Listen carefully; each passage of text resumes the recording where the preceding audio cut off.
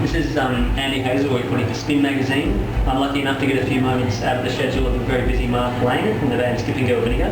Thanks so much for finding a bit of time. Thanks, Andy. And we're doing it in the corner hotel toilet. Where else would you do it? Yeah. It's got a really, I'll be honest, I feel like this is where I should record my vocals because it's got a nice vibe to it, don't you reckon? Definitely. It's got that nice slack back. And considering that we did record most of the record in bedrooms and kitchens and bathrooms and stuff, it seems fitting that we're doing interviews in the toilet.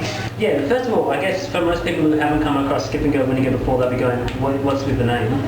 For starters, is there interesting? Well, just around the corner here, there's a 1930s neon classic sign called Audrey the Skipping Girl Vinegar.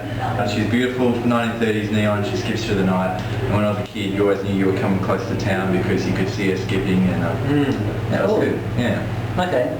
So in that way, you're kind of like putting yourselves as part of the environment of Melbourne, I suppose. Is that this kind of permanent? Yeah, I mean, the funny thing was that when we were thinking about names, you know, I've sort of said this before, but you know, you come up with a name for a band and you just type it into Google, and basically, you know, some band in Slovenia has got your name. So we were thinking, you know, there's probably a good chance there's no other band in the world called Skipping Girl Vinegar, and so we gave that a roll. But also, we love her. She's a real sense of Melbourne. She's like an old world pop icon, and so it's an old world sound. That's old world pop is kind of what we're sort of trying to do. Yeah. One thing else I was going to ask was why the owls? You seem to have this recurring motif of owls. Owls. Oh, there's an owl there. God, they're following me everywhere. Hooting, hooting good time. I don't know. There's something mysterious about the owl, I think, you know, late at night in the woods. Yeah. And I've spent most of my life in the dark woods, you know, in some way, shape or form.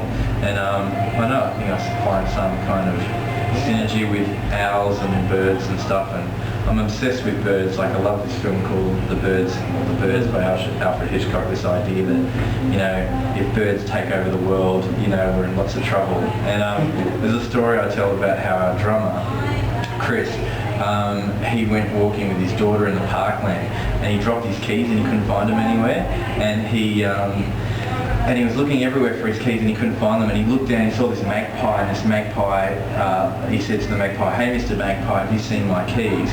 And the bird turned around and walked about 50 metres, and Chris is an interesting fellow. He followed the bird for 50 metres, and then the bird stopped and he looked down, and there the keys were. So this is a true, I swear it's a true story. So this thing where, you know, people think, that Alfred Hitchcock's film about the birds, it's so not going to happen, birds aren't that intelligent. If Chris's key story is anything to go by, I think we could be in some serious trouble. So yeah, so look out for the birds. Yeah, they'll be taking over. You're going to start watching over your shoulder, aren't you? Yeah, we're going to be certainly paying a little more attention now.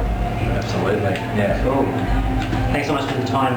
Cool, man. Pleasure. Thank you. Other people are going to be paying attention as well. Excellent, cool. See you, magazine. Thanks, Phil.